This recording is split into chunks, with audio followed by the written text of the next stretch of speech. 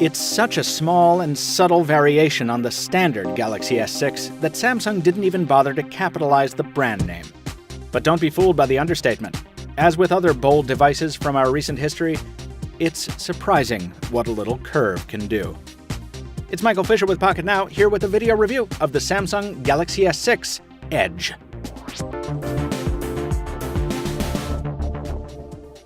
If you can't immediately tell the difference between the S6 and S6 Edge, that's understandable.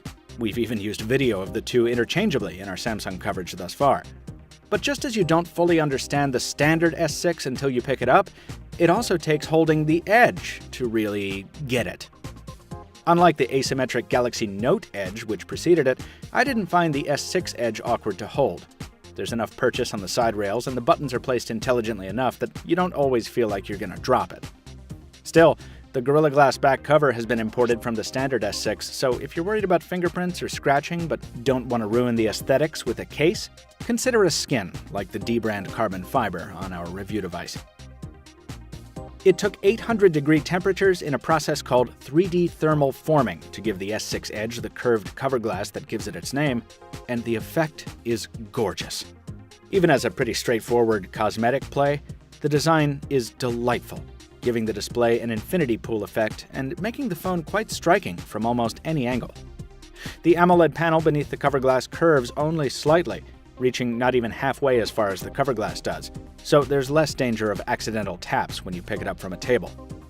And the screen itself is just as brilliant, saturated, and pixel-packed as its counterpart on the standard S6, with custom display modes and saturation settings, and a brightness spectrum capable of adapting to almost any lighting condition you're likely to find yourself in. In use, the screen's curve does have minor drawbacks.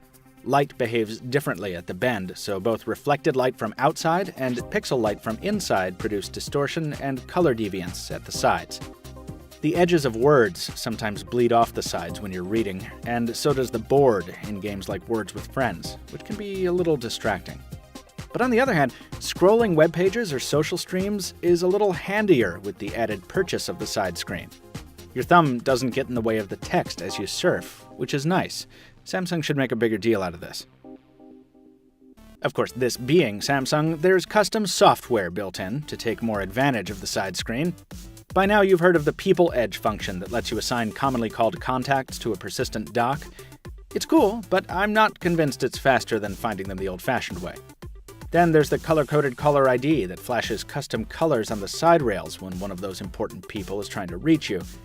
But in order to work, it requires you to put your expensive new phone face down on the table, which just feels all different kinds of wrong. More useful are the information stream and night clock functions, which display things like the time, news headlines, trending Twitter searches, stock prices, and notifications when the screen is off. Unfortunately, it's not very well thought out. Rather than showing full headlines and continuously scrolling, the news ticker pauses every few seconds to show you a partial headline. You need to tap on it and then unlock the phone to see what it's actually about. And if you're in a bright room, the glare on the curved glass usually falls right across the very words you're trying to read. I appreciate Samsung trying to make intelligent use of the Edge screen, but I think these features fit better on the larger Note Edge, whose bigger display better lends itself to this kind of information overload. Here on the S6, the Edge screen is more effective as an aesthetic adornment than anything else.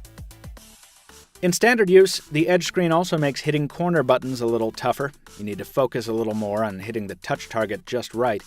But otherwise, this software feels just like the standard S6. On the downside, that means too frequent app crashes and intermittent responsiveness problems if you're running one of Samsung's new custom themes, all of which seem to carry varying degrees of lag along with them. On the brighter side, it means blazing fast performance if you stick to the default theme, as well as new and useful touches like simplified quick toggles, a streamlined settings menu, and the excellent fingerprint scanner built into the home key. Double-click that home key, and you'll find the same minimal camera viewfinder as on the S6, and it's driving the same optically stabilized hardware, too. Colors are saturated but not too overdone, contrast and sharpness lend a little more punch to most photos, and HDR jumps in when it needs to rescue highlights from the shadows. The wide f1.9 aperture helps get focus and preserve detail in low light, and the front-facing camera's wide-angle lens makes for a group-friendly shooter if you don't want to use the rear camera selfie mode. There are no special camera controls along the sides, as there were on the Note Edge, but that's not too big a disappointment as I didn't find those very useful anyway. Just as on its conventional cousin, the S6 Edge's camera is one of the best you can buy on a smartphone. Also like the S6 Edge probably won't last you a full day if you take a lot of pictures, or really do anything that keeps the screen on for an extended period. At this point, folks, I've been through 3 T-Mobile units, gotten feedback from a colleague on Verizon, and seen enough other reviews to say that the S6 and S6 Edge have fair to poor battery life. Keeping your services updated helps, disabling Wi-Fi calling may help, and keeping an eye on what apps are running in the background is always a good idea. But I've never been able to get much more than 3 hours screen-on time between charges. Yes, it charges incredibly quickly with the adaptive charger in the box, and the wireless charging built in is very convenient and fun if you or your favorite coffee shop use Qi or PMA chargers. But this is the company that came up with the name wall huggers to make fun of people who couldn't last the whole day on their phone batteries. And if you're like me, you probably won't last the whole day on the S6 Edge, not without intermittent top-ups. If you're a desk jockey with a wireless charging pad next to your computer, you'll be fine. If you need a long-lasting smartphone for the road, the hiking trail, the boat, or really anywhere not right next to a power outlet, this isn't it. Fortunately for Samsung, the S6 Edge measures up beautifully in other performance aspects. Voice calls are comfortable and clear. Gaming is no problem. Web surfing is slick and smooth on the stock internet browser. S-Health is as capable as ever for monitoring your fitness efforts. And the phone packs all the hardware you need for wireless transactions anywhere magnetic card readers exist. When Samsung Pay goes live, anyway. And while you can use the inbox earbuds for gaming or rocking out, the loud, bottom-mounted speaker does a good job of that too, as long as you don't accidentally block it with a finger.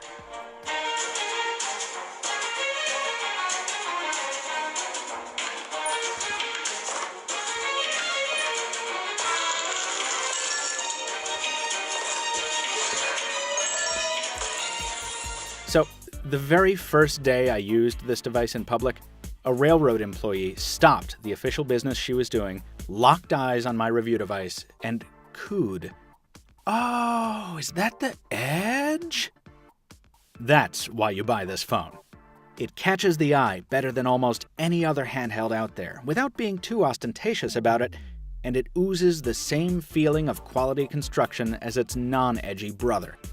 You probably won't get much mileage out of its fancy screen features, and it's got room for improvement in software and certainly battery life. But it's easily one of the most beautiful smartphones of the year thus far, with one of the best Android cameras ever. It's not cheap, but the Galaxy S6 Edge is a solid buy if you want a flagship phone with the looks to match, and you don't mind being a wall hugger.